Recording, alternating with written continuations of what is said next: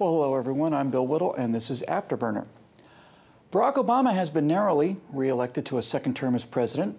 ObamaCare will become the law of the land, and as we'll soon discover, it will eventually drive private insurance companies out of business, since no one can compete with a financial opponent that can print its own money. Single-payer national health care is coming. We had a chance to stop it, and we didn't. Probably 2, if not 3 or even more, Supreme Court justices will be appointed, and there'll be political hacks like wise Latina Sonia Sotomayor and Elena Kagan, who always struck me as someone not only unqualified to sit on the Supreme Court, but also unqualified to run the cafeteria in the Supreme Court. We could have stopped that too, but we didn't.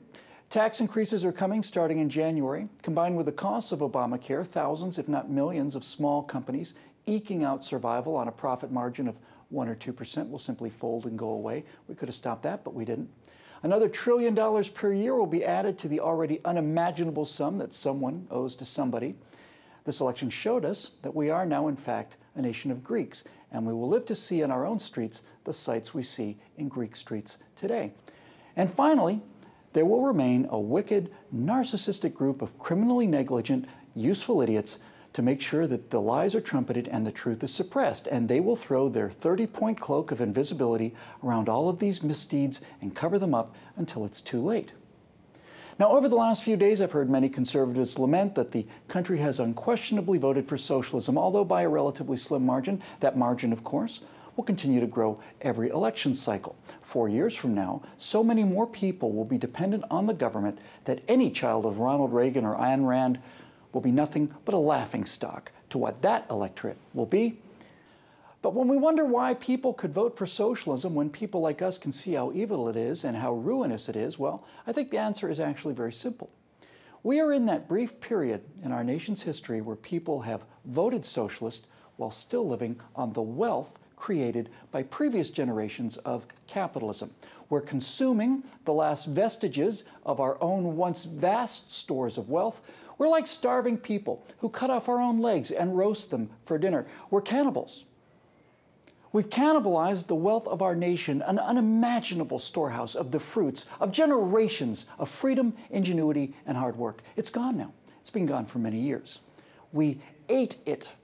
We've cannibalized our children's entire working lives, too. We ate all of our parents' wealth and our own wealth, and now we've eaten our children's wealth, too.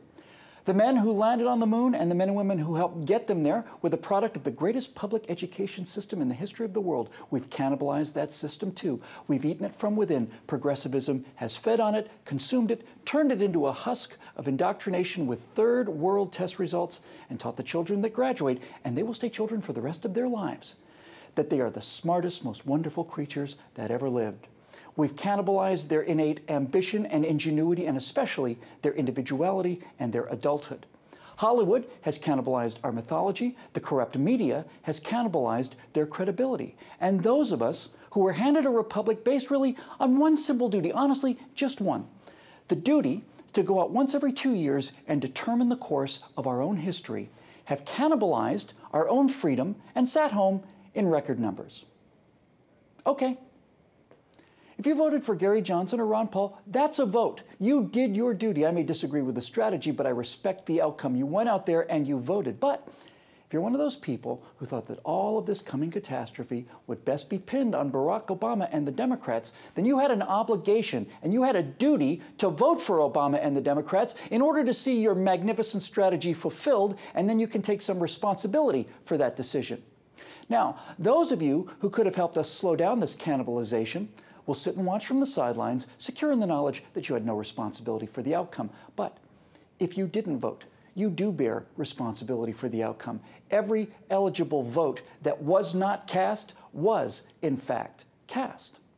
You know, I saw a study 6 months ago that said that huge numbers of conservatives, tens of millions of us, are not registered to vote. You want to know the number one reason why they're not registered to vote? You want to know the reason they gave? It's because they didn't want to be called to jury duty.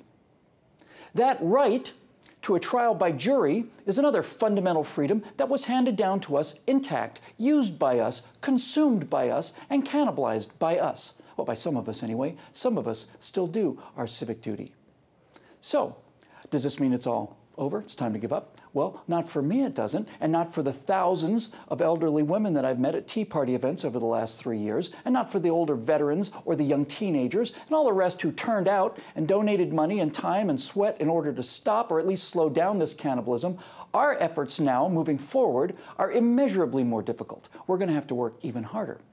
My efforts in these early days after this catastrophe will be to try to find ways to make the people who voted for the socialism and the cannibalism feel the cost of their decisions, while finding somehow a way to protect those who fought to prevent it and have them feel as little of this wave of coming pain as is humanly possible.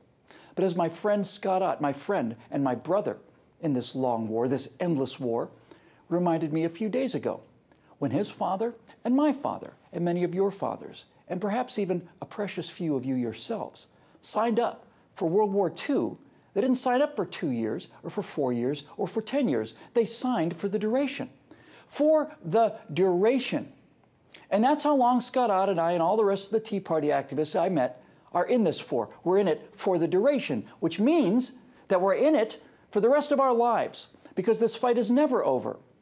And when we've worked for the rest of our lives in defense of freedom and enterprise and rule of law, we may in fact look out on the same wreckage and ruin that those who decided not to fight look out upon. And our lifetime of effort may in fact have been in vain. But we will have one thing which those of you who sat it out and watched will not have. We will, in the words of J.R.R. Tolkien, speaking through King Theoden, not be the lesser sons of greater fathers, in whose mighty company we will then not be ashamed to stand.